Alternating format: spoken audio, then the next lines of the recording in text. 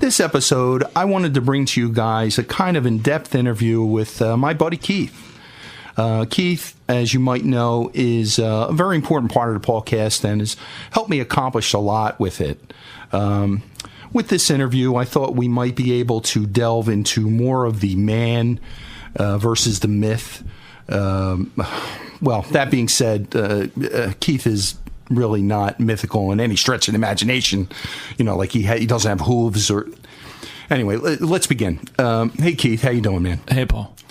Thanks for inviting me into your home like you've done a billion times before. Like you just showed up on my doorstep. I didn't have a choice, but you're welcome to come in here anyway. Let's begin. Okay.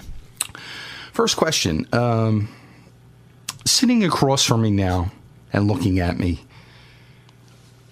do you picture me as the type of man that can satisfy a woman orally to a point where she might even forget her name or possibly where she lives? I don't think I want to have anything to do with picturing you in any sort of a situation like that. I mean, that's about one of the strangest questions you've ever asked me. Right. Do you think you could maybe elaborate on that answer a little further? You know, something a little bit more in depth, like I promised? No. All right.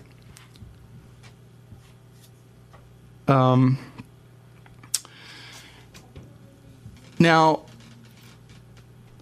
while you're having a passionate masturbatory session of your own, has there ever been an occasion where I may have popped into your mind, like split, like 2 seconds, like maybe popped into your mind, and we were in kind of a threesome situation, and you know, not like DP, like where our balls are hitting or anything like that, but like, you know, I'm in the front, you're in the back, and you know, a couple times we look at each other, do a couple fist bumps, you know.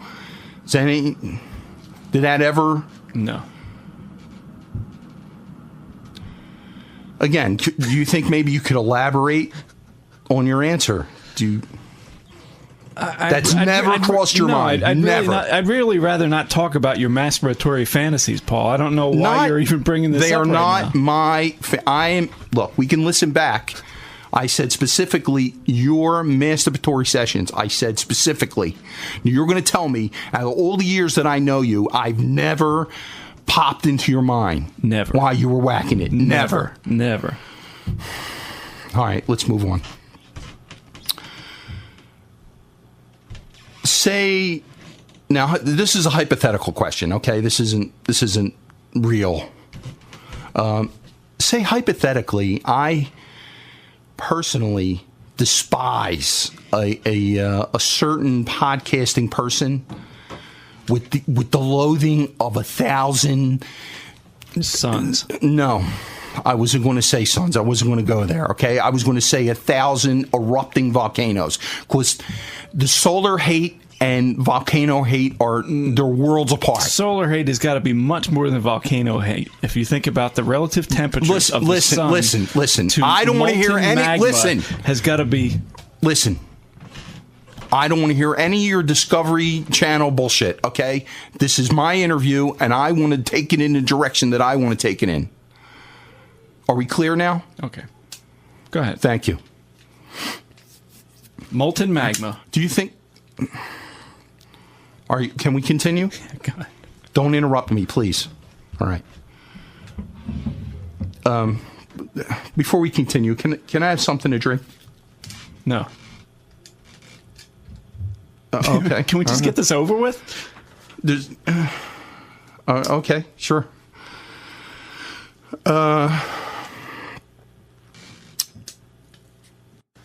Okay, now getting back on track.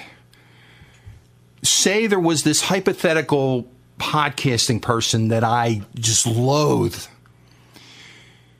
Would you be willing to brutally murder them with a blunt instrument for me? Paul, I don't know where these questions are coming from. I don't know why you would ask me something like that. What is going on with you? Keith, look, all right, wait. Let me just say I apologize, and I'm sorry for questioning your loyalty. I know the answer. I know the answer. Let's just move on. Thank you. All right, we'll just move on. What do you believe is the ratio of women that actually think of me and maybe even shout out my name during lovemaking sessions with their boyfriend or pet or husband or whatever? What do you think that ratio would be? Is this female listeners that you have? Yes, the listeners. Yes, I'd be of course. surprised if you have any female listeners at this point. See, now you're just trying to be controversial. It's not working. I mean, I have a plethora of women. Did you write that word down? A plethora of women. No, I did not write it down because I know that that's what I have of listeners. Answer the question. I don't think you have any female listeners. If I had female listeners, yes. If I had female listeners, what do you believe the ratio would be of them, shouting out my name? Paul, can I interrupt for a second? I thought we were going to talk about just real podcasting stuff. Sure. Things related to podcasting. I don't know why you're going off on all these tangents. Well, I mean, it's all related. These really odd tangents, too. I mean. All right. I don't appreciate you giving it that tag, but all right, look, I'll steer it in a different direction. Okay. Here's a generic question for you. I'm sure you won't have too much of an issue with this one. Most recently, I've been getting more into video casts with the Paulcast, and it's a very exciting medium for me, and I'm looking forward to producing a lot more with it, and of course with your help. I had an idea that I don't know. You give me input. Maybe we can brainstorm here. I was thinking maybe we could have something like a pussy eating contest. What do you think? I think we're done, Paul. I think it's time for you to leave. Let's go. Come on, let's get out of here. Wait. So at this point, it's clear that Keith is quite agitated with the interviewing process. I decided to end the interview and give him a few days to think about his overreaction to the entire situation, and then followed up with a concerned phone call. Hello? Hey, Keith, it's Paul. Paul, look, after that interview, I really don't feel like talking right now. I know, I'm sorry. I just want to apologize for the way things went. Wait, do you have me on speakerphone? Yeah, but I was just about to get to that. Get to what? Okay. Listen, I got one more question for the interview. No, I don't think so. Oh, Keith. Come on, man. We've known each other for so long. I need this, man. I need this. All right. Ask your question. Okay. Say you and me are this hot lesbian couple, right? You need help, Paul. I mean it. Go see a professional. Are you listening to me? And I'm this tall, Asian chick, and my name is Seiko, and you're this brick house black chick, and your name is Nikki. And where's the question? It's coming. Wait a minute. And we also have this acoustic guitar duo thing going, and our name is Chocolate Sushi. Oh, I'm about to hang up, Paul. No, wait. Here's the question, okay? You ready? All right. Do you believe that we would be the type of couple that would exclusively use our fingers and tongues to pleasure each other? Or do you think that we would incorporate toys into our relationship? Keith? Keith? Are you there, man? Keith? Did you hang up? I can see us using strap-ons. I'm sorry, I didn't hear what you said. What did you say?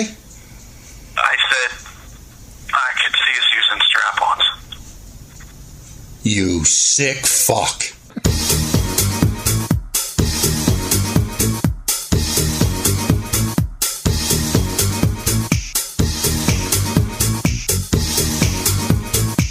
Now, the South Phillian accent that I use in the show, exaggerated, as you will, how does that make you feel? Like, what do you think about that accent, Keith? Does it make you hungry? Does it make you want to molest small animals?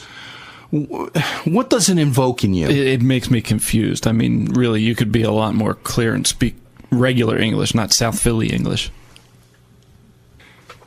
I am just say I am. Well, I'm confused, insulted. I feel very vulnerable when I listen to your voice. I would say confused, insulted, and very vulnerable. And that's it? And that's it. Okay. Yeah. You want to do the question again, or you just want me to say that? We could do the question again. Okay. Yeah. If you confused, insulted, and very vulnerable. Very vulnerable. Yes. Vulnerable. Confused, insulted, and vulnerable. Yes. Now, Keith, let me ask you this.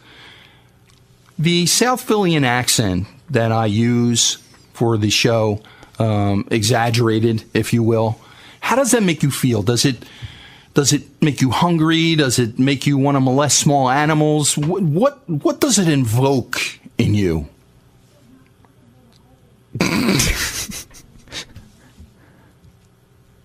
It makes me confused and insulted. Was that what it was?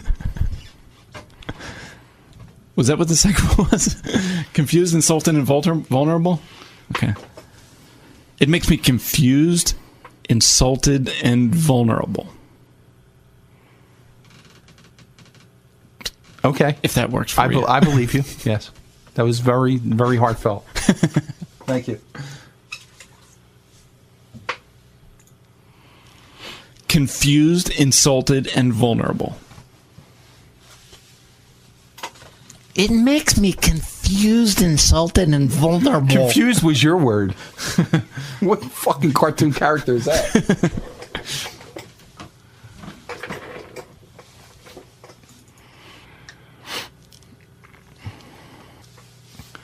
All right, let's listen back and then delete that.